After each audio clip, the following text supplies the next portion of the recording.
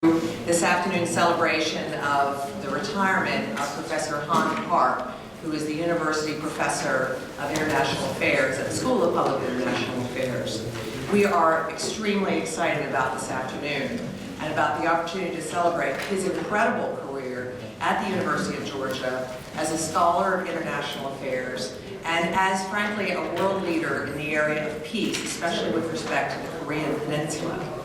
I'm Stephanie Lindquist. Did I introduce myself yet? I'm Stephanie Lindquist. I'm the Dean of the School of Public and International Affairs.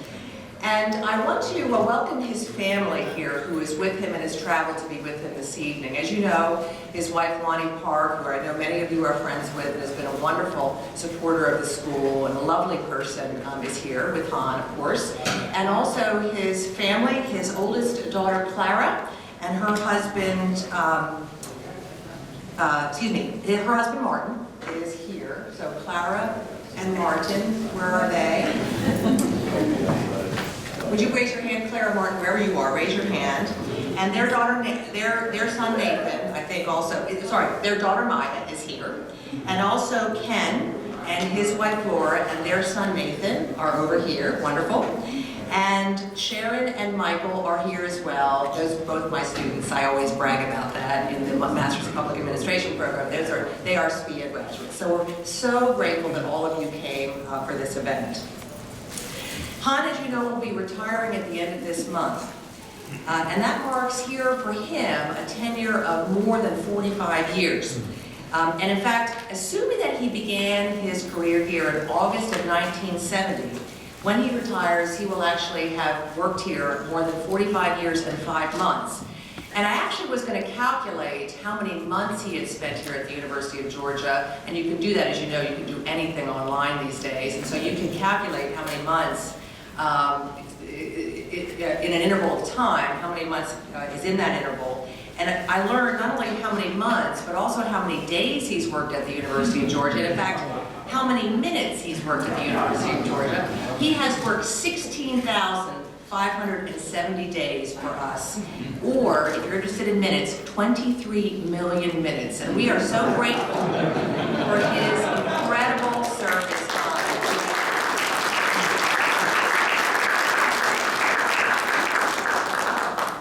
As you know, not only is he an accomplished professor and an accomplished researcher, author of books and articles about Korea, the Korean Peninsula and Asian international affairs, he is probably most widely known for being at the forefront of Track 2 peacekeeping and peacemaking between North and South Korea.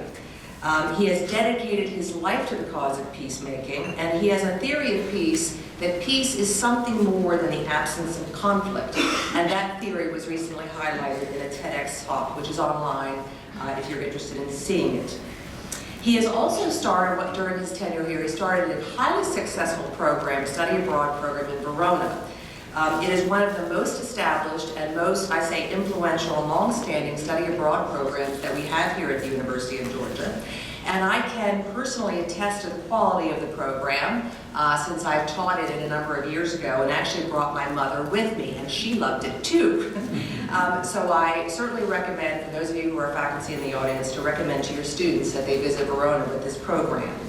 Han Park also, as you know, was head of the Center for the Study of Global Issues, Globus as it's known, that is the home to the Verona Study Abroad program, as well as a study abroad program in Stellenbosch, Africa, that is run by Dr. Marcus Krapaz, the head of the department, and also engages, that particular center engages in international research and supports Han's international efforts in peacemaking. I'm not going to speak much longer except to turn the podium actually over to Dr. Marcus Krapaz, who is the head of the Department of International Affairs, and he's going to say a few more words about the impact Han has had on the department. But before I go, I want to mention that we are raising money for a Han Park professorship in order to establish the legacy or to celebrate Han's legacy in the department. And so we're in the midst of fundraising for that right now. I hope that those of you in the audience who are interested in contributing will do so. because we'd like to have this professorship up and running in the next couple of years. We're very excited about that opportunity to name a professorship here at the School of Public International Affairs after Professor Park. So I'm going to turn the podium over to Marcus, who is going to say some words about Hans, as I said, Hans' influence in the department and the university. And then we're going to see a short video about Hans' career. And then he himself, I'm pleased to say, will say a few words for us, and then I'll return to close our ceremony today. So again, thank you so much for being here. Marcus, please.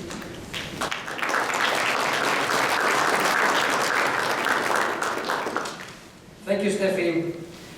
Good afternoon, ladies and gentlemen, Dean Lindquist, faculty and students, honored guests, friends of the university, and the community of Athens. I'm delighted to welcome you to celebrate Han Park's faithful 45 years of service to the University of Georgia. I think this is worth another round of applause.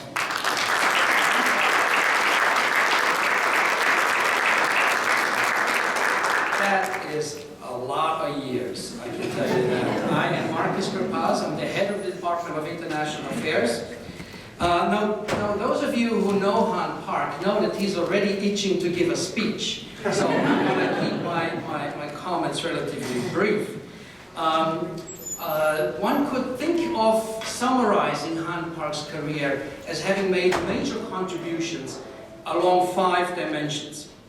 As a peacemaker, as a humanitarian, as an opinion leader, as a scholar, and as an educator. I'm just going to highlight one element of 3 of these dimensions. I'm going to start with as a peacemaker. As director of Globis, he spearheaded peace-building initiatives in and around the Korean Peninsula. In 2003, when the 6-party talks were at a stalemate, he successfully organized an informal track 2 diplomatic seminar by inviting high-level North Korean and US government officials, ultimately paving the way for the resumptions of talks in 2004. And what I absolutely find incredible is that in doing all of this work, he traveled to North Korea since 1981 about 50 times. 50 times traveling to North Korea since 1981. That is just absolutely incredible. So let me say a few things about Han Park as a humanitarian. And again, I'm just highlighting one of many, many things that could be said. We simply do not have enough time here today to highlight all the things that Han Park has achieved. So, as a humanitarian, let me just say that Han Park is a founding president of United Families, a non-profit humanitarian organization. Through this organization, Dr. Han Park reunited hundreds of families of separated family members in China and in the Koreas. And let me just highlight one other thing where Han Park had tremendous influence as an opinion leader. As an expert analyst, he has appeared regularly on CNN International, the NewsHour with Jim Lehrer on PBS, ABC's World News, Tonight with Peter Jennings. Then later on, that program was hosted by Leanne Sawyer, ABC's Nightline, the BBC, NPR, Al Jazeera, and he serves as consultant and analyst for ABC News. The late Peter Jennings of ABC News praised him as a person who, quote, makes a difference, unquote. I could go on and tell you much more about Han Park's achievements, but I won't. Instead, I'm going to use 3 vignettes to give you an idea of what kind of man Han Park is. I met Han Park in 1993, so we have known each other for 23 years. And after I gave my job talk at UGA, Hans' job was to take me on a tour of North Campus. They said we do the same thing still today with new incoming candidates. We take them on North Campus. And I took an instant liking to him, not because he told me, you know, I think you did a good job and we might just offer you the job, but also because I was just struck by his wisdom, by his moderation, and his tranquility. And I think UGA was just the right place for you, Han, because if I remember correctly, 2 of the 3 pillars of the UGA arch are actually moderation and wisdom. So Han Park, when you come across him and you talk to him, he seems to be a rather docile person, but he can be ferocious. When you play against him, table tennis.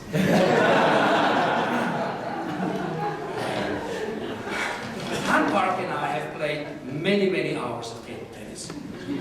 Both in Verona, where we spent many, many happy hours around the table tennis table, and in our homes, where we organized various table tennis tournaments. Look at this pinhole grip that he has. See how he's holding? See how he's holding that racket?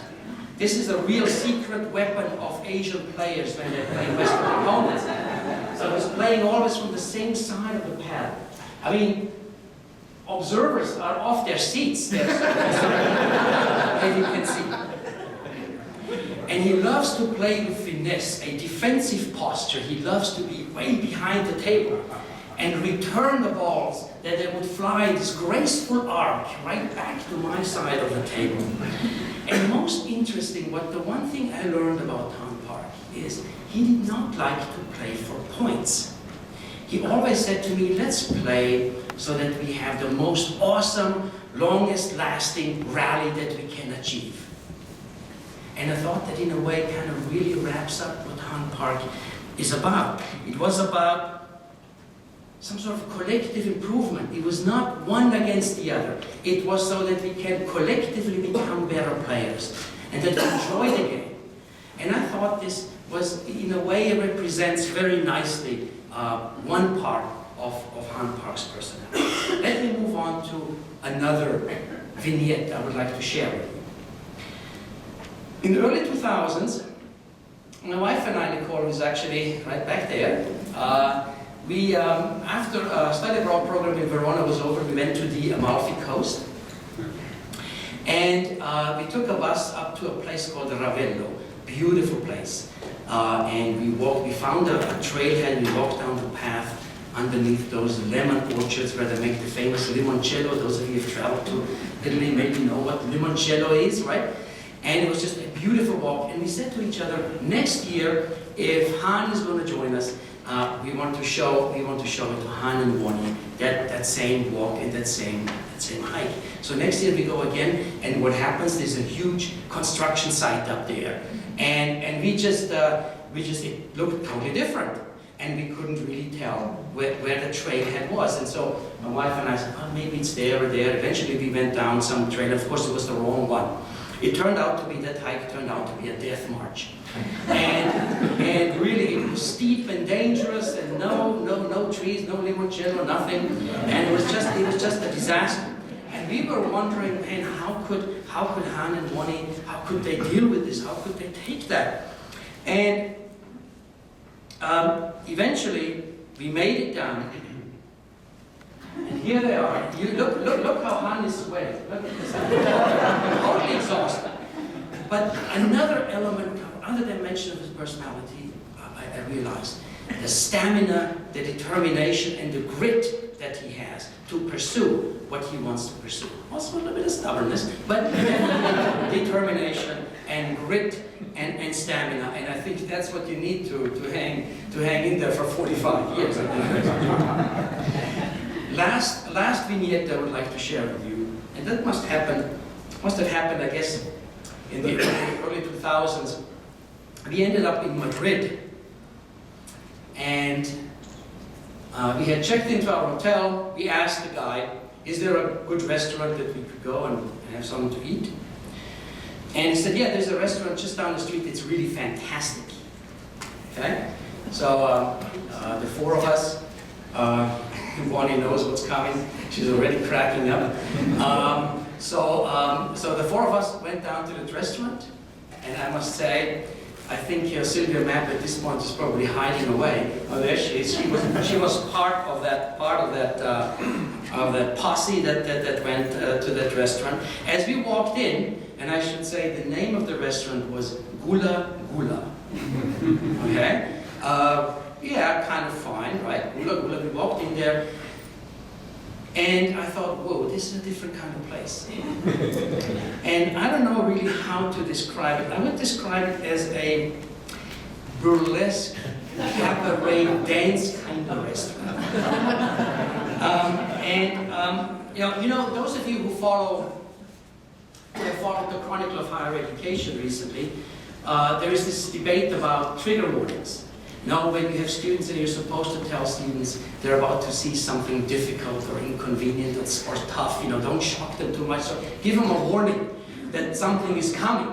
Like, you know, like viewer discretion is advised. Now, I'm going to give you a trigger warning right now. So those of you who are faint of heart, please avert your gaze, because I'm going to show you the cover of the menu of that restaurant. The cover of the menu of that restaurant looked like this.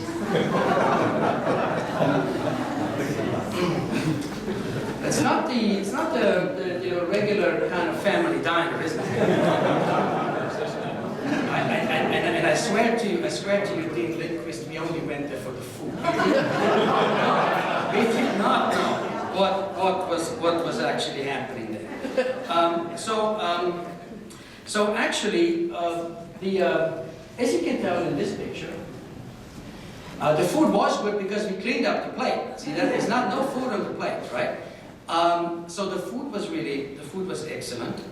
What you do not know in this picture is that, again, Sylvia Mapp slyly stole herself away from this picture. Even though Han Park looks a little bit dour, what you don't know that about 30 seconds after this picture was taken, he was about ready to the conga line. until Ronnie put a stop to that. I should tell you that the theme song for that conga line was "It's Raining Men, Hallelujah, It's Raining Men." So I can tell you that came for the food but stayed for the entertainment. So Han retirement is not an end, it's a new beginning. And with Han's gaze firmly planted into the far distance, I know he's already plotting his next phase of his life, and I have no doubt that it will be as exciting, productive, and consequential as his previous phase was. Han, I for one am proud and honored to call you a friend, and if you get too busy in your retirement, you always have table tennis. On behalf of the Department of International Affairs, on the School of Public and International Affairs, and University of Georgia, I would like to thank you for your impeccable service to the University of Georgia, and to propose a toast for a long, active, happy, and healthy retirement. Cheers. Cheers. Cheers. Thank you. Thank you. Now, there are students from all over the world who would also like to say something about Han Park. I contacted them and there was just an overwhelming response of people who wanted to say something. So I'm going to show you a few very brief videos from students from all over the world who would like to send their well wishes to you for a happy retirement. Hi, Dr. Park. Congratulations on your retirement and on your brilliant career. Thank you for your record-long service to the university, to the state, to the nation, and also to world peace. And I was so lucky to take your course and to have you on my committee. And I wish you all the best for a happy retirement life with Mrs. Park. Now you are all hers. Congratulations. My dear Professor Han Park, it has been an honor to work with you these last 2 decades. To be involved in the first Track 2 meeting was such an unforgettable experience. You continue to strive for peace and dream the big dreams, and I can't wait for our next project as you advance your peace initiative. And let's not forget the Verona Study Abroad program, which is one of the biggest and among the most popular of UGA's study abroad programs. Under your leadership, Globus has contributed greatly to the advancement of study abroad. I love you and Wani and your wonderful family, and I wish you all the very best in 2016. Congratulations, Professor Park. Wow, it's been 45 years. Do you know what life expectancy is here in America back in 1900? I was just 41 years old. Wow. Congratulations again. But now you are officially becoming a member of unemployed. But don't worry about it. I'll be on your side always, as I used to be. And you can even run president and I'll be on your side, and you can beat Hillary Clinton, you can beat Donald Trump.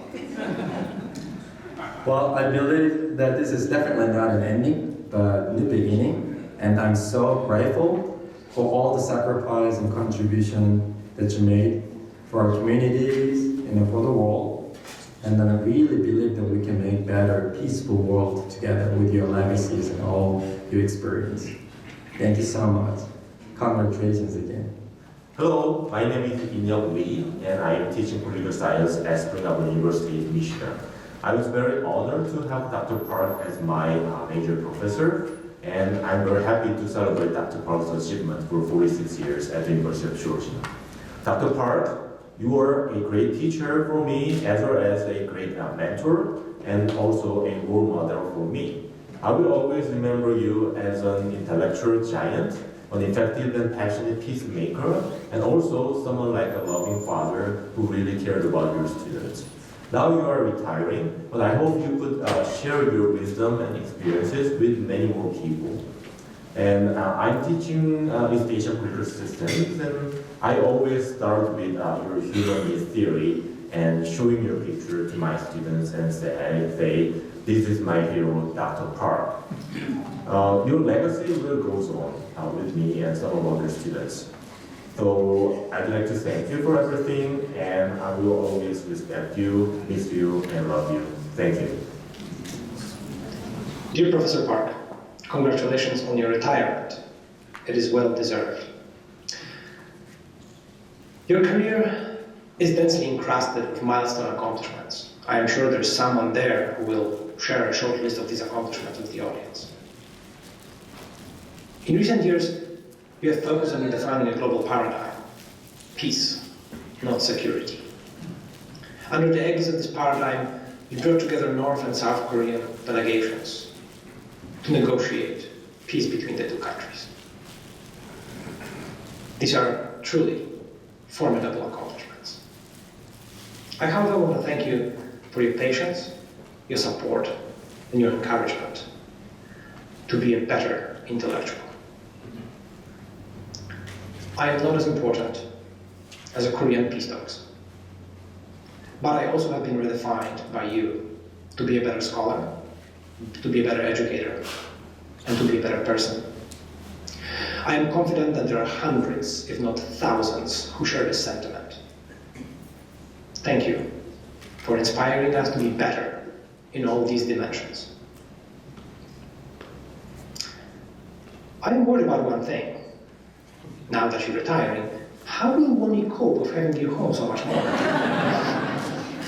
But in all seriousness, Professor Park, a heartfelt thank you and best wishes in your future ventures, for there I'm sure there are many to come. Hi, Dr. Park and everyone. My name is Kazuya Fukuoka. I received my PhD in political science in 2006. I learned a lot from Dr. Park. In addition to his articles, books, and lectures, I think I learned most as we talked. We talked about many things, including politics, history, Asia, Japan, globalization, and peace. These are great memories, and I treasure them deeply. I was very fortunate to have him as a mentor, and his teaching will stay with me forever.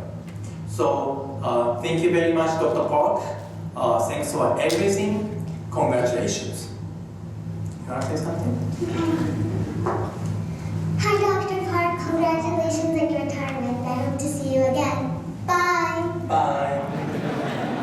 Dr. Park, thanks for being such a great professor and mentor to me.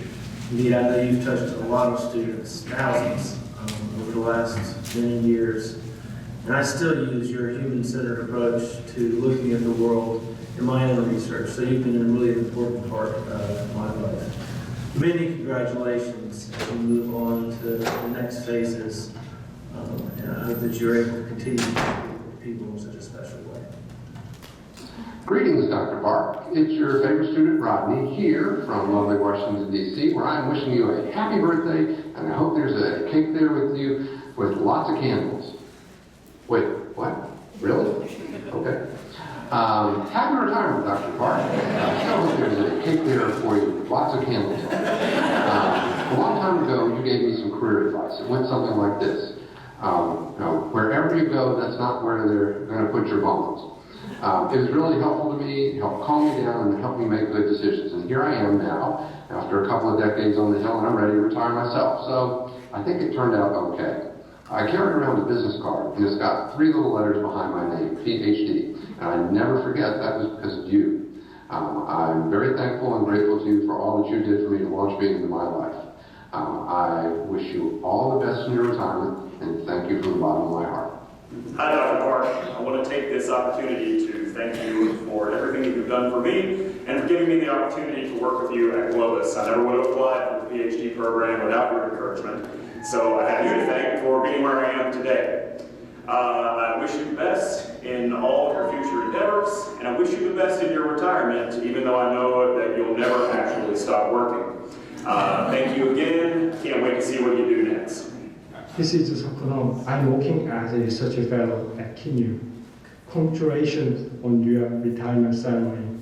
Thanks to hard work and grace given, please devotion to world peace even after retirement.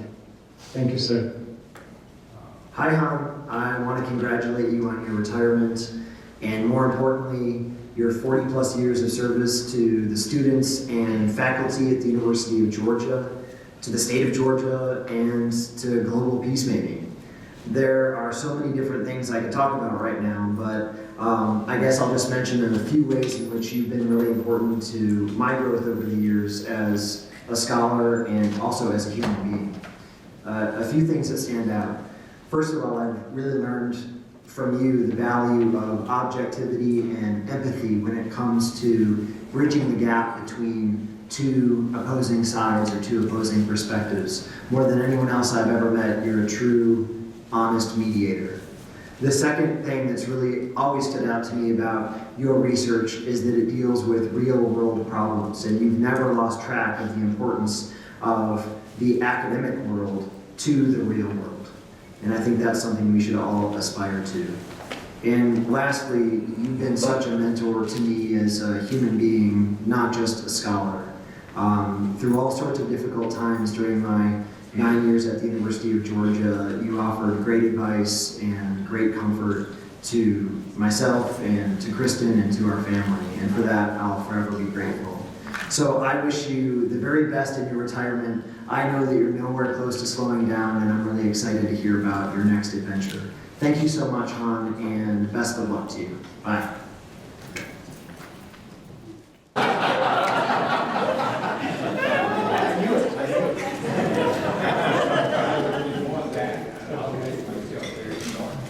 Before that, I really would like to hear something from my soul brother, Don Mosley.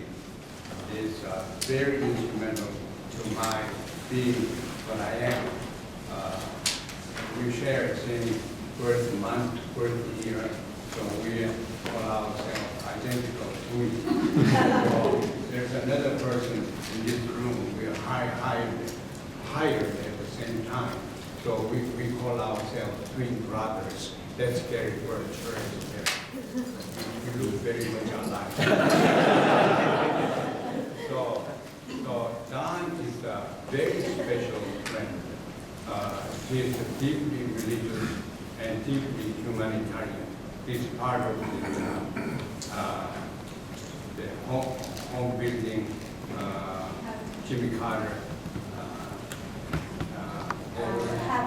Habitat Humanities, and North Koreans really need better homes. So they were trying to go in there and could not go in there for 5-6 years. So I had to intervene. So they admitted American groups, and Don was head of that group. So we went together to North Korea. I want you to share just a few words about how I'm dealing with North Koreans, how they perceive me. And a lot of people think I'm too close to North Korea. I may be a communist, but I'll make that remark later on. But if you have a few words, your personal, first-hand information. To the front and use the microphone. I wish I had 2 hours, really, to be able to speak about this man, because I love him so much and admire him so much. I had the great privilege, well, let me first say my name is Don Mosley, and I'm from Jubilee Partners out in Comer, Georgia. If you've not visited us already, you can't begin to know what a crazy place that is, a Christian community that hosts refugees from war zones all over the world. And we've been doing that for 35 years now, nearly 4,000 refugees. And so I've been very much involved in peacemaking activities in a lot of places around the world. And when I heard of Dr. Han Park, just a very few years ago, it should have been much, much earlier, I had to meet him. And as soon as we met, bang, we knew we were on similar wavelengths. And I just want to say that in my great privilege of being able to accompany him twice to North Korea, I got to see at first hand, in several days that we were there each time, as the North Koreans coming in and meeting with the rest of us around Dr. Park, from the United States, we're not sure we can trust you. But then they'd look at him, and you could tell immediately they knew they could trust him, because he loved them and he made that clear, but he acted in a very professional way and very diplomatic and very well informed. And he incited, or he built trust in a way that I wish far more international communicators could do, because then that set the stage for his being able to come back. And I happen to have another friend, okay, I'll drop some names here. You've been seeing his picture occasionally up here, Jimmy Carter. And I've known Jimmy Carter for 30 some odd years now, and known him quite well. And so it was my double privilege then to be able to help arrange meeting after meeting in recent years then between Han Park and Jimmy Carter. And lo and behold, Jimmy Carter, who's no beginner at this kind of business of knowing, can I trust him or not? I could see immediately, he already knew Han Park from back in 1994 when Han had helped to set up the very important meeting with Kim Il-sung. But Jimmy Carter reflects his same attitude. Here's a man that I respect very much. I know I can trust him. He is an expert. He is trying to truly build bridges between the United States, South Korea, North Korea, and to try to get some reconciliation there instead of the horrible alternatives which face everyone if that is not done. So Han, I have a very deep feeling, brother, and I think of him as my twin brother. He was born in Mongolia. I was born in Waco, Texas, just a few days later. Never mind that, we were kind of far apart at that time. We're almost exactly the same age, so I think of him as my twin brother, and I have great respect and trust for you also. Likewise.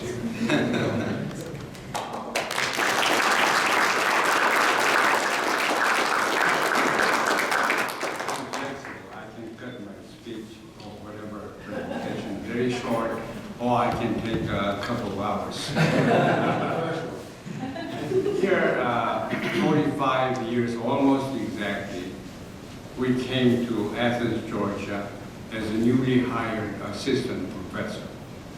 In the month of July sometime, Wanda and I, with Clara, 3 years old, and Kenneth very much inside Wanda's stomach, and very uncomfortable. We had a beat-up car that was moving from Minnesota to Athens, Georgia. And in the middle of our way, on top of 441, somewhere in the mountains, we noticed that I needed more gas. So my car is running out of gas. So we stopped by a little convenience store with gasoline sign. I pulled it over there. Back then we didn't have self-serve situation, and gasoline was 23 cents a gallon. And then I asked, fill it up please with regular gas. And then he went to my, the gas tank was behind the car. He went back there. He kicked my car, my tire. He was violent.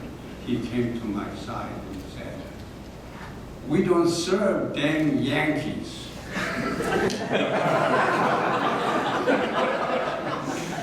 Because my car was Minnesota car. So I didn't know what to do. So I turned the light on inside and rolled down the window.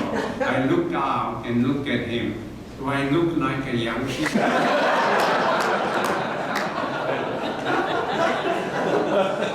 He profusely apologized.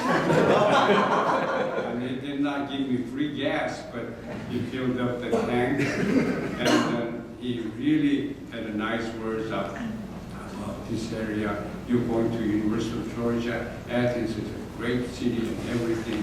You will enjoy there. And then we came down.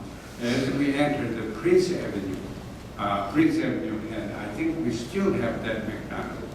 It was a McDonald's store. So we were hungry. We stopped by. And we didn't know. All we had was an address of a house that we rented over long distance. The monthly rent was like $75 back then. It was the entire house, all the house, on Coney Street. And in McDonald's, I looked at a couple of police uniforms of police, and I decided to ask them the directions. I approached them, and they looked at me. They said, "You can follow us." So I had two uniformed police personnel on motorcycles and escorted us. So I followed my beat-up car, followed the two motorcycles with a flashing light. I felt great. And that I personally experienced to be Southern hospitality. It began that. So the reason I'm saying this is the South. I came in here and I've been stuck for 45 years. I could have moved away, but I really like the South. It's a little, of course, all our children were born here, and my wife, of course, worked at the university, also in the library. And my wife graduated with a master's degree in health education. My son is a PhD, almost done. My son-in-law, Michael, had a PhD in public administration with the U.S. government. My daughter, Sharon, had an MPA here and working at Georgetown University. So we have quite a few connections here, the Park family and the UGA. Now, it's not because of my personal connection, affinity, but objective view, Southern hospitality is something we have to think about more deeply. the Southern hospitality is one's ability to accommodate different people, strangers. The police personnel accommodated this stranger. I mean, we were so unusual. In 1970, Asian person walking down the street, children followed us, just like following escaped zoo animal. Very strange. When I uttered the English, they were amazed. This guy can speak English. Difficult words. So that then, now last 45 years, we have different world. In making this, people think that I have made some contribution, which I wouldn't say there wasn't any contribution. I tried to make my education more relevant to global politics and social interaction and so forth.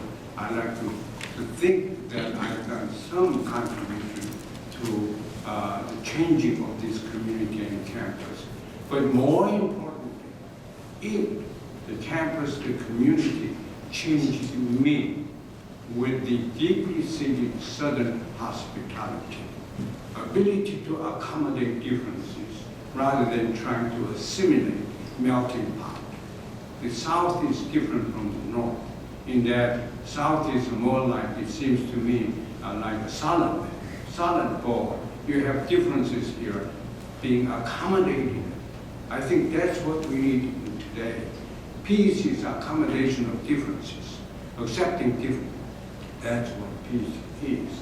So, as a peace scholar, peace activist, I have learned and inspired by the Southern character, Southern culture, and the University of Georgia. Speaking of University of Georgia, a few years ago, I received, not me, our president received a nasty letter from a law firm in Atlanta.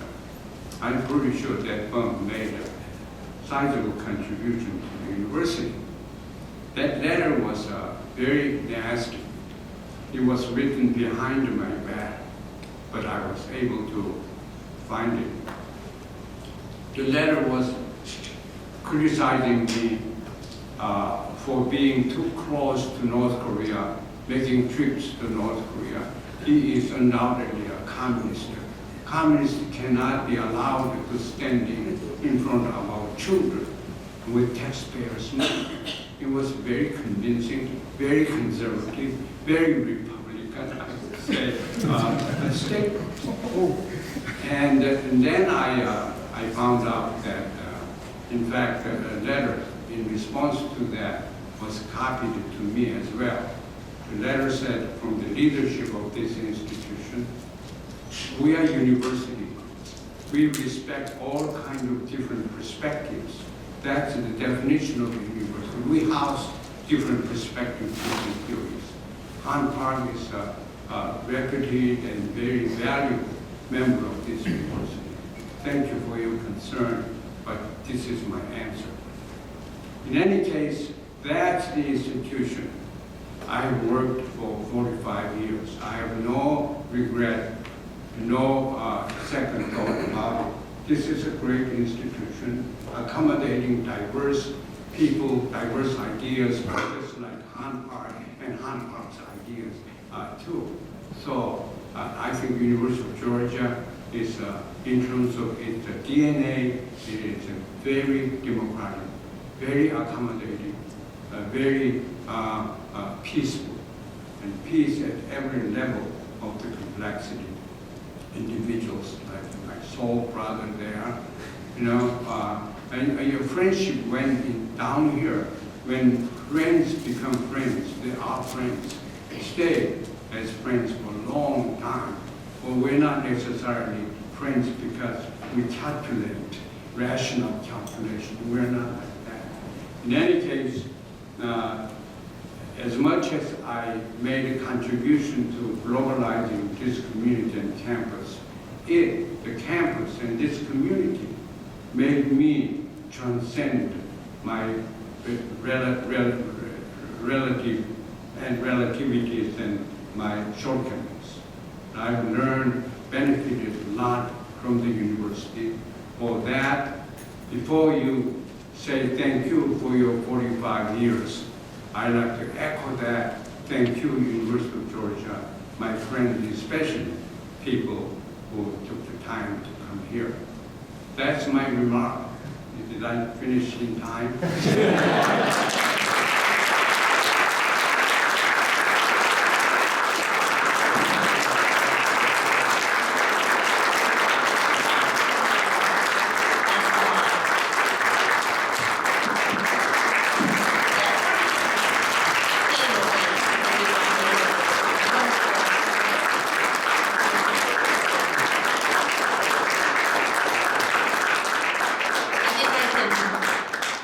Reflect the thoughts in the room that we're glad that you love the South and UGA because the South and UGA loves you. Obviously, your students do too, and I wanted to point out that Han is now teaching his, I want to welcome the Provost. Provost Whitten, thank you so much for coming. Right now, Han is teaching his last class at UGA, and he had to double the size of the class because of the demand of the students to take Han and have the opportunity to listen to him and learn from him this last semester. So we're very excited about that. And Han, we have a gift for you. It's a captain's chair that is engraved in your honor. The engraving is not quite finished, so I'm giving you a card that has a photograph of the chair. And we hope that you will enjoy it. We are so grateful to you. The university is so grateful to you. The state and the world is grateful to you. And we thank you for your remarks tonight. Thank you to Marcus. Thank you to Dawn. Thank you to Lauren for doing a beautiful job with the video and helping us learn from the students. Thank you for 3 generations of Parks for being here. And thank you to Wani for your 45 years of service. I want to say that.